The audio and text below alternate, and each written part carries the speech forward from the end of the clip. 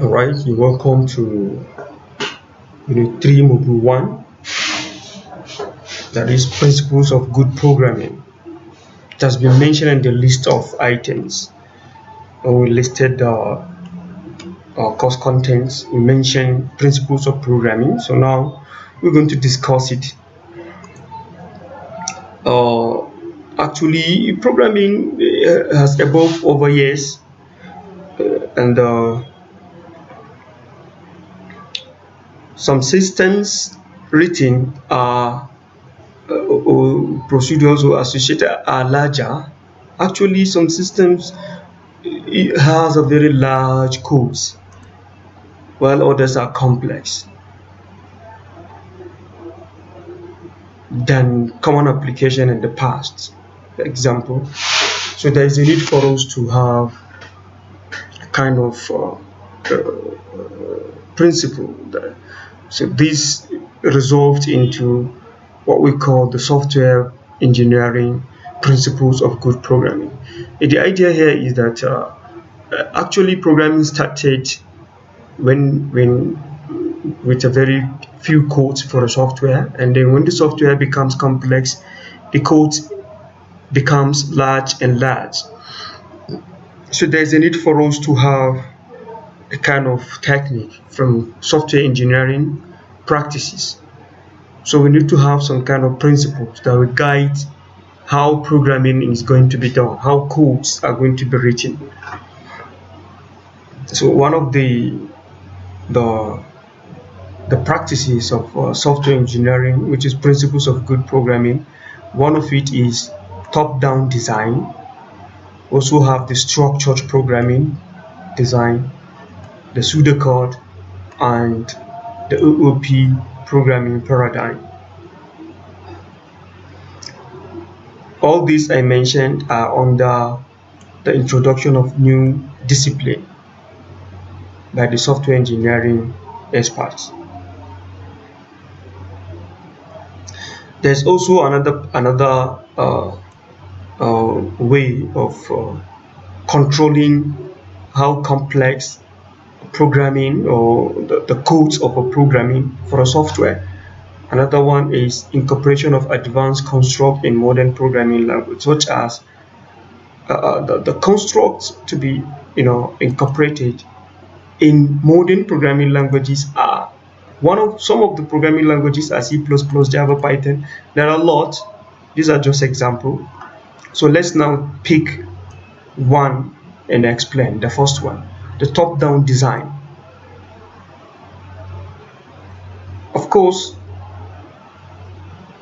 top-down design, or as it is known in some other term, the stepwise refinement, that is one at a time, stepwise refinement or top-down design. It's a technique whereby large problems are broken down into parts.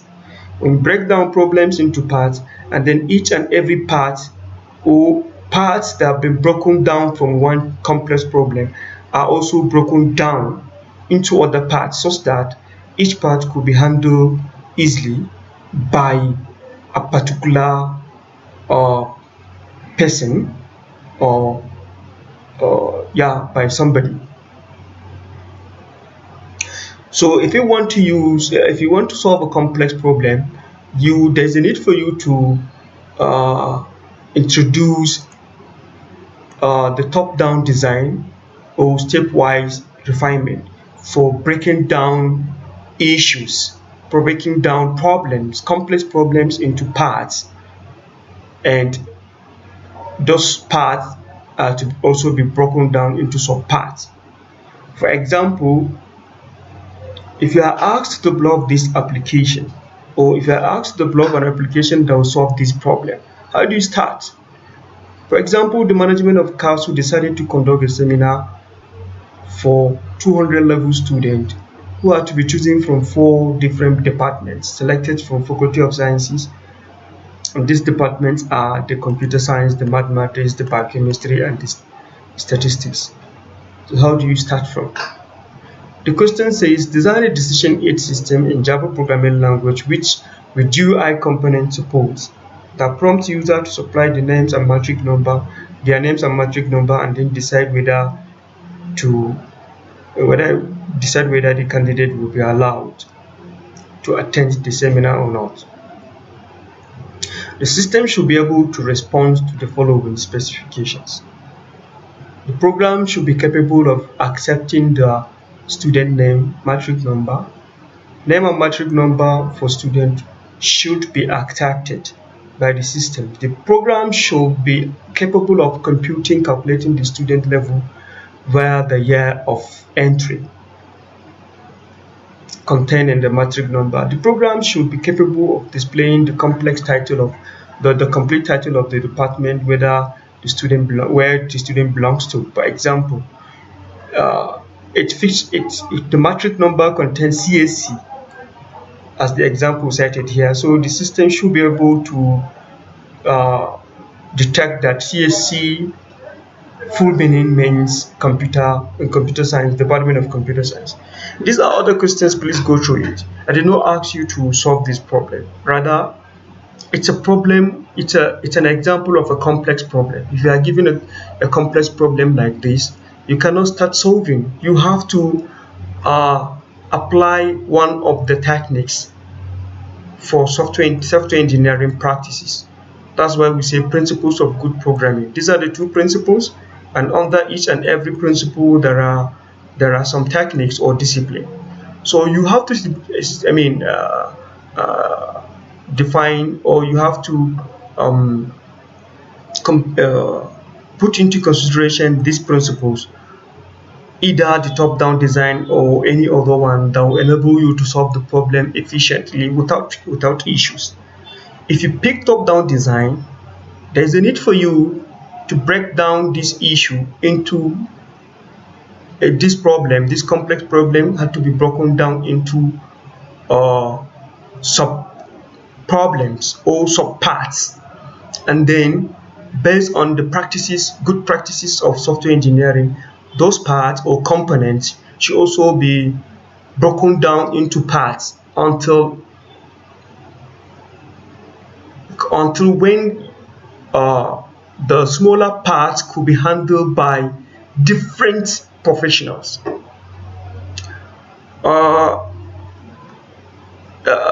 These four listenings should be applied. You can pick anyone and apply its concept towards solving this problem.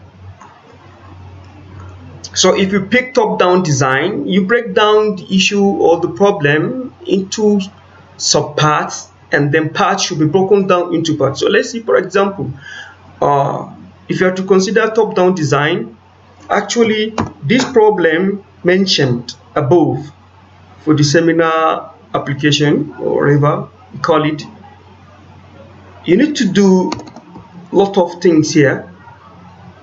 First of all, you need to do you need to pick up something we call feasibility studies first, then requirement illustrations. What are the requirements of this application? I did not ask you to solve this. Actually, you are in 200 level, you cannot solve it, but then I'm giving you this. First of all, you come up with feasibility studies. If you, for example, if you're choosing to go by top-down design,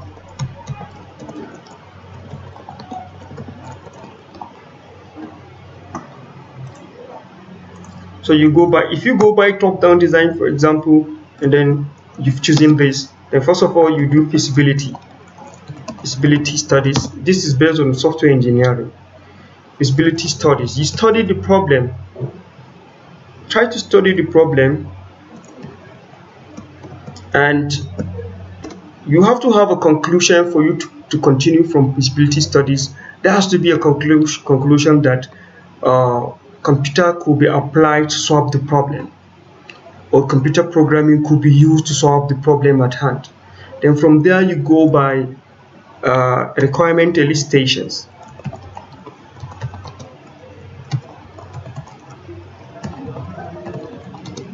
what are the requirements for the actualization of the project. So you have to elicit or requirement elicitations or gathering. You gather requirements for the program, and then you go about the component design. Then you go by the database design.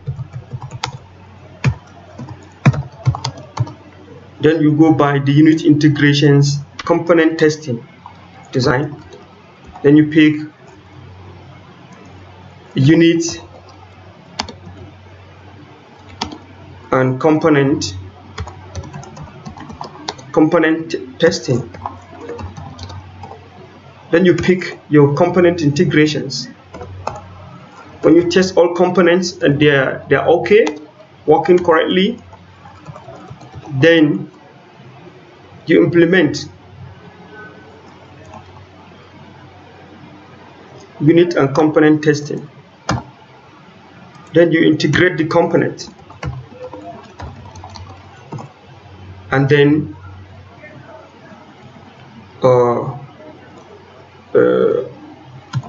software deployment and all that. So this, you've broken down the problem into subparts, and each and every part could be handled by some professionals. So this is what we call on the top-down design. You can also use the concept of OOP to solve the problem by using objects. Now you represent all this but with some kind of with objects, and then you introduce the OOP principles and you begin to call and work with it. Actually, this is somehow higher than your level, but then you need to know this. So advantages, if you have this, the advantages of using the principles of good programming languages, principles of good software practices, you have these advantages. You break the problem into parts, it clarifies what you need to be done. At each step you refine, and then part becomes less completed and therefore easier to figure out. And then we may reuse part of the solution. You reuse part of the solutions.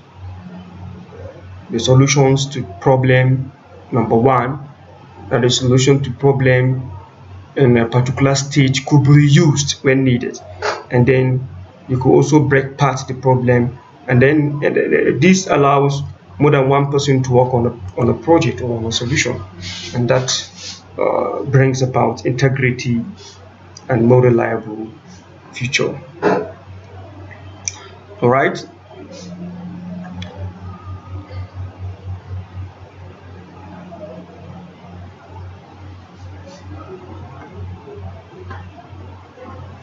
Actually, there is a mistake here. At each step of refinement, the new parts become less complex. It's not completed, less complex. I'm sorry, another mistake here. Less complex. Structured programming design.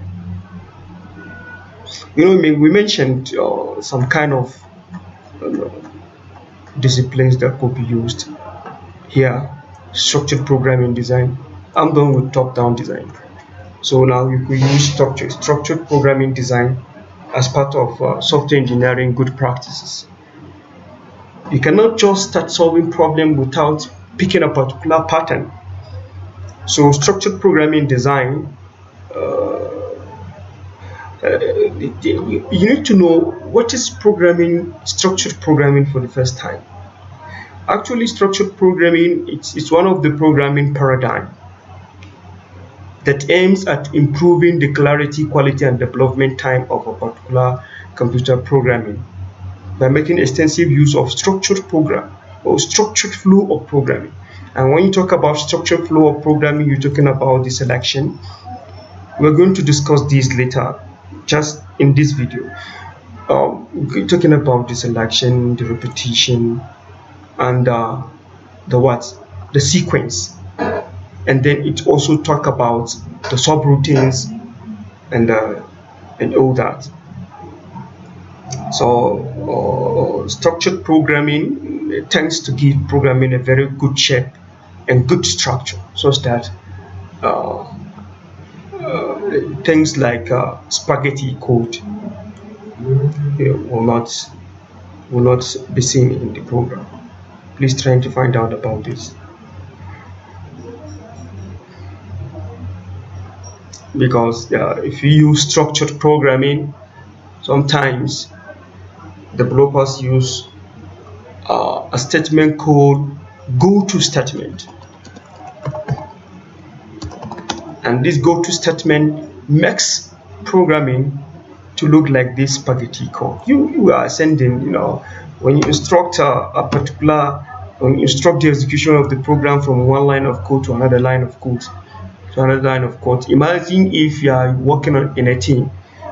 Mr. A instruct a program from line number 1 to line number 10, while Mr. B, for example, at line number 10 instructs the program to line number 100. What will happen? There could be issues. So this is a kind of programming in which structured control structures are not in place. That's the reason why the Jacopini and somebody Bohom, we shall see in this presentation, came up with the introduction of a theory of structured programming, and they abandoned. Developers were asked to abandon the former way of development, so they had to imbibe the new technology, new design for development. So now let's see, the structured programming minimizes. Structured programming tends to minimize complexity in programming. It enables large programs to be handled by modularization.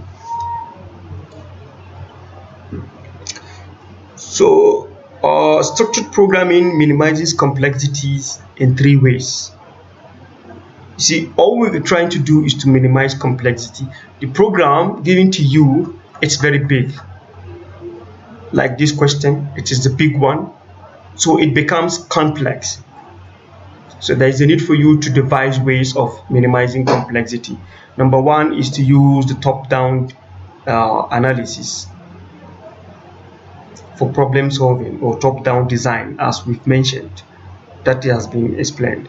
And then the modularization for program structure, and you module it. You create modules for the program, and then structured code for the individual modules. Each and every module, you pick the module and introduce the structured programming concept on it. The program is complex, you do your top-down design, then you pick up you create modules for the solution of the problem. Those modules you created, you try to introduce at each and every individual module, you try to introduce the structured programming principles, structured programming theorems and rules, and then that becomes simplified. And then also you could also use the object-oriented principle or object-oriented programming to reduce the volume of, or to reduce the complexity of the program or problem solution you find it, you try to find out.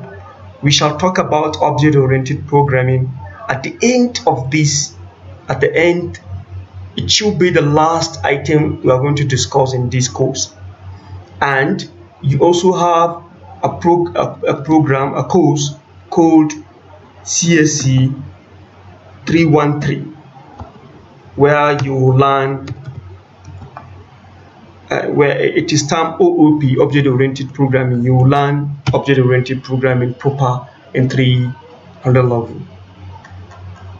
So I'm not going to waste time here to discuss it, but then we'll discuss it along the line. So Probably you thinking, you see, we've been talking about these object-oriented programming, structured programming, all these functional, others, all that we have mentioned, that centered around object-oriented programming, structured programming, functional, procedural, and whatever, is under uh, what is being called programming paradigm. Programming paradigms are many. We have the imperative programming paradigms and the declarative programming paradigms. So the imperative contains the procedural and the object-oriented programming, where the procedural, it has a group of instructions it contains group of instructions into a procedure. Procedure could be procedural in this time, in the terminology of object-oriented programming, means or method. That's procedure, or function, if you like. So then object-oriented programming also is part of imperative. This resembles the real world objects, where an object has a state and behavior. The object function, it has a state, it has behaviors, it has its own properties, and it has some functions. So, and then we have the principles of object-oriented programming, and then we also have some things that are inclined to the objects, as I said, like the state, the member functions, the variable function, all that. Actually, I'm not going to waste my time here because it is not yet time. I will discuss it if time permits, and then at 300 level we'll have a very good discussion about it and clarification. And then the other category of programming paradigm is declarative programming paradigm, where we have the functional programming paradigm, and then we have the logic, and then we have the mathematical programming paradigm. Please go through programming paradigms and learn more. Object-oriented programming.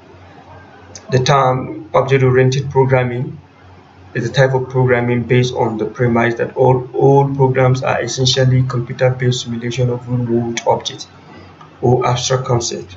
And then the principles are mentioned here: the inheritance, the encapsulation, the polymorphism, the abstraction. This will be discussed, as I mentioned, POPA 313, and part of them, like for example the inheritance and encapsulation, will be discussed in this program at the tail end. So now, structured programming concepts. We are now trying to discuss structured programming. What is structured programming? The introduction, the go-to statement, the structured programming theorem by the Bohm and Jacopini, the two mathematicians, and then the structured programming itself and some questions for you to practice. Here, actually, if you talk about structure,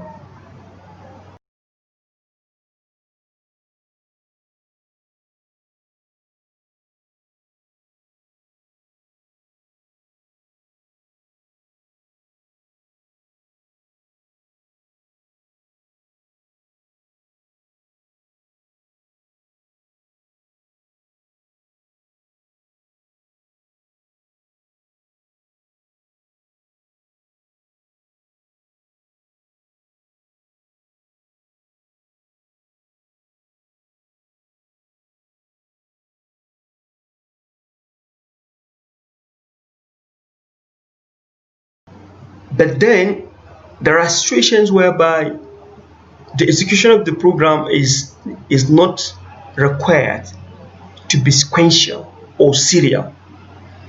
The first one I mentioned is serial, but there are situations whereby it is not meant to be serial, rather it is meant to be selective. The programming needs to be branching. It needs to be jumping, rather I shouldn't use that word. It branches from one line number to another line number based on some conditions with the aid of some conditional statements.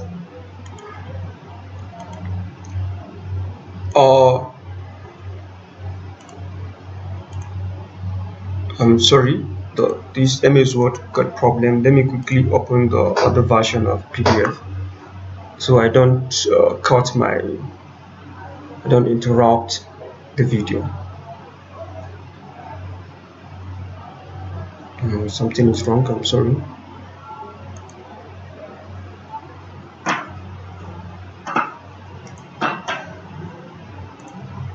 All right, it's okay now. Okay, so as mentioned,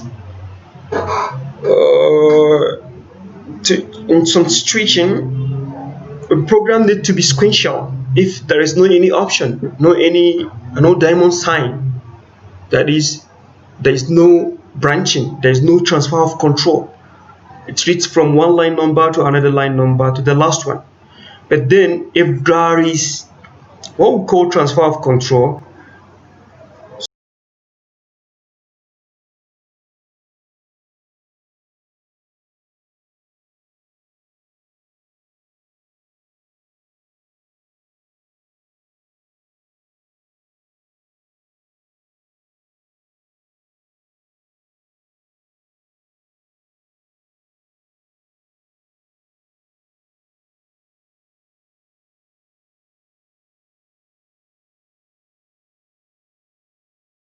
so now let's discuss goto. As we mentioned, goto statement. Here we're trying to refer to the past, what happened during goto statement usage.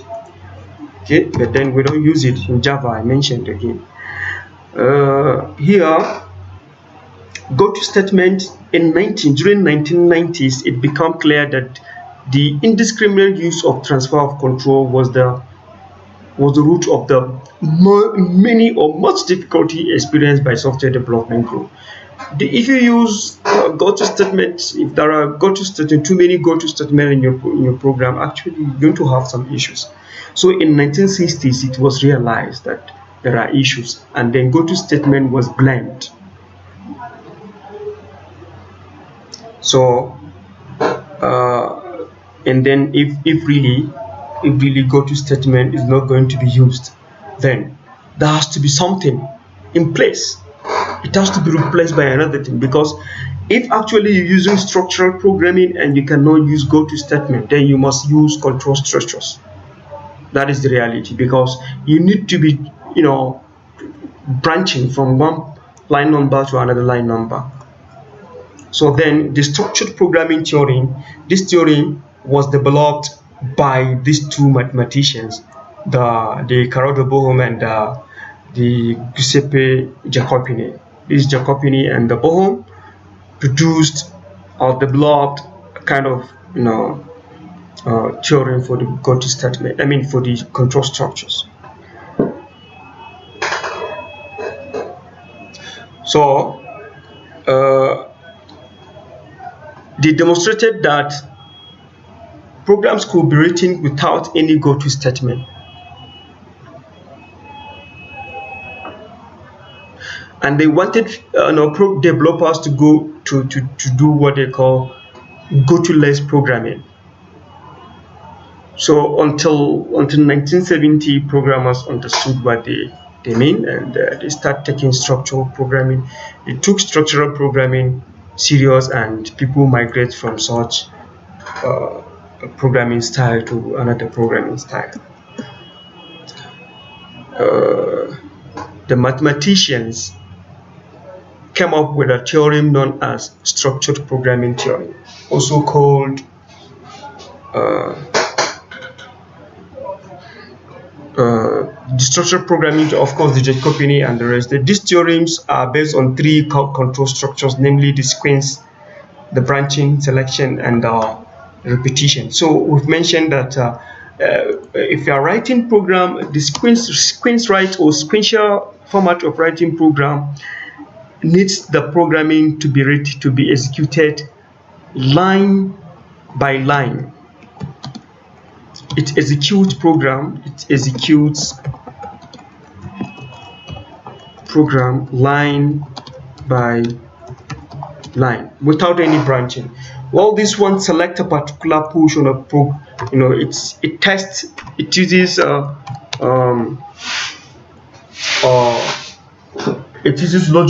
logical statements or logical operators to test for a particular condition. If the condition tested is true, it executes, otherwise it doesn't. So it continues to test until when it reaches to the last. So branching tests for a condition, and looping, this tests a condition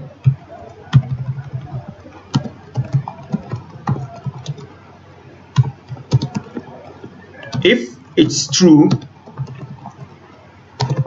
then it executes the block of code. Otherwise it doesn't, or it tests for another condition and get it executed. And the iteration or the looping keep executing a particular portion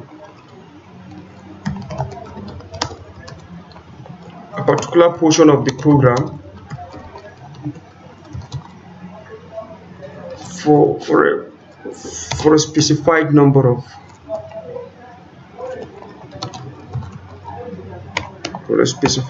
of times, even though we have endless loop. But endless loop is not a good programming practices. Whenever you are setting up a loop, you try to logically cut it or break it. So this keep repeating. If you want to, for example, print out your name 10 times, you're going to use looping, repetition, or iteration. If you want to make selection, you do go to branching, and if you want to do it, if you want to make it to execute serially, sequentially, you take the first, which is sequence. So that is all about the Jacobi and the Born theorem. So the structured programming concept has to do with sequence, decision, and loops. Decision tasks, test has to be done, and then the correct, based on the result of the test, a portion of code get executed. Sequence structure in Java. In Java, how do you do sequential structure? Now, this is the subtopic. How do you do sequential structure? I mean, if you want to run an application, a program which has no decision or loops, then you are doing sequential. So this is how it gets executed. For example, you want to add up two variables, total and grade. Then there isn't anything like either branching or repetition. It only add it up and then you get your result. And so also the counter. For example, you want to increment a particular counting variable. Maybe you set a plug. You wanted to know whether a particular tuple has entered into the database or not. So you set a plug. When you set up a plug, if it has entered, it will increment. Maybe you set it at 0 and then you increment counter plus equals to 1, or counter equals to counter plus 1. Then it increments and give you result. And then when you print out counter, if anything had occurred at the top, then it gives you more than 0. Maybe if it is 10, it becomes 11. If it is 20, it becomes 21. If it is 1, it becomes 2. If it is 0, it becomes 1. So these are, please read about UML diagrams. These are UML diagrams, activity diagrams, and that. They are used for modeling the workflow the activity and whatever. All this, please go through it. Selection statement in Java. The selection statement, how do you select in Java? We've seen sequence in Java. These are the ways you do selection. For you to do selection in Java, you need to use these statements. The first statement is simple if that has only one part, and then if else. This is the if that has multiple choices. This one has only one choice, this has multiple choices. If this statement, else condition, that's how it moves. Then switch. Don't forget, this is a theory lecture. We're going to have a practical on base control structure in our next lecture. So switch statement also is used to test cases. Case this, then it switch to that. Case that, it switch to this. This is an example. If sales is greater than, total sales is greater than 10,000.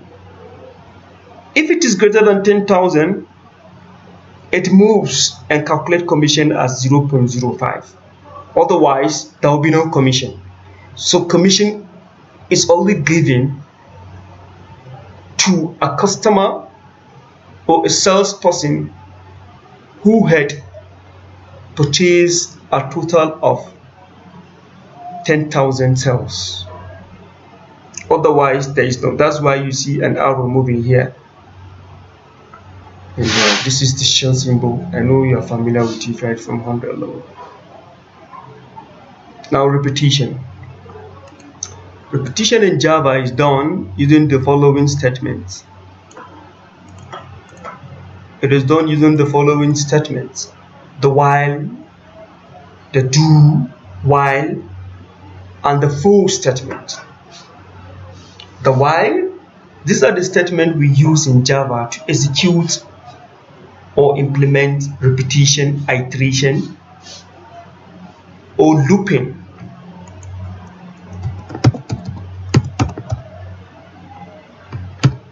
Repetition, iteration, or looping. So these are the three things we use. The while.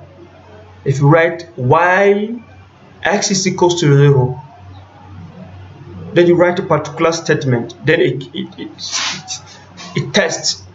If x is equals to 0, that statement counts. For example, if you want to use while here, you can say while sales is greater than 10,000. Then you write a statement. Then you write your commission statement. It computes for you. We're going to have practicals on this. And then do also. Do statement. Do while that. And then for. This is the most famous and the most known repetition, iteration, looping statement in Java. The for loop. For I is equals to 0, statement terminator I greater than 5, or I less than or equals to 5, statement terminator I plus plus. Don't worry, we shall have a very good hands-ons, of course, hands-ons and all that we have mentioned. So we'll start control structures in Java proper. I think the last CC 201 we started control structures, but we couldn't finish actually. I think we stopped at selection, but then we're starting afresh right now. In our next lecture, we anticipate control structures video. So now onward, actually from now onward, we're not going to be using Google Meeting, but we'll continue to use Google Classroom. That's where we're going to be communicating, and then that's where I'll be sharing materials with you. This is your question, your assignment, and you are expected to go through it and submit as appropriate as when to. Okay, so please, for questions, you can send your questions via Anyway, I'll communicate to you how to send your questions, but then it has to be via our Google Classroom. You can send your questions where it is not cleared, and then we shall have a discussion on it. Thank you very much. I encourage you to read at home and go through your courses. And this, I'll also send some materials, even though you already have it. We are still using the non-books,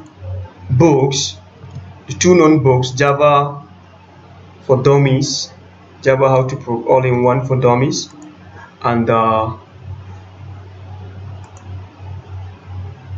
we're still using this book, please. Java All-in-One Text Reference for Dummies, and Java How to Program. Please lay your hands on. Even Java Foundations as well. I don't think if this will be beneficial to you for now. But at 300 level, this also the second book we are using. If there is the need to use any material anymore, I'll let you know. But then the recipes, the material I'm sending to you, this one I'm using is just to give you a guide. Please do it ahead and search for explanations of other things you don't understand via your textbooks. I'm going to share these textbooks as well and the video. Thank you very much. Have a nice day.